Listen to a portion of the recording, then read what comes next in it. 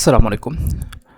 So we want to I am using the Flyenv, so I want to create the new Laravel application. So how to create a new Laravel application? Just create add. So here you can set up a PHP 8.5, so everything you can choose the complete proxy. So I want to create this automatically from, so go to the PHP.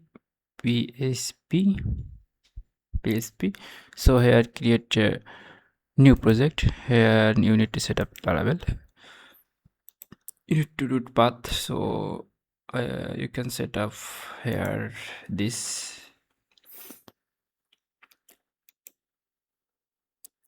So here you can set up name, also to put the name lv2. So here I am setting the lv2, this is the folder name. So now set up, so click the PHP version 8.5 composer version updated, and use the Laravel latest. So here is creating the all file. So now done. So you need to create host.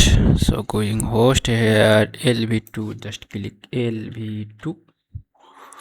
So run the, everything is fine, just click the save lv2.test. so this is our application name. So local domain name this lv2 save. So we are putting the lv2, just done and go. So this is the Laravel 13.8. this is the latest updated version.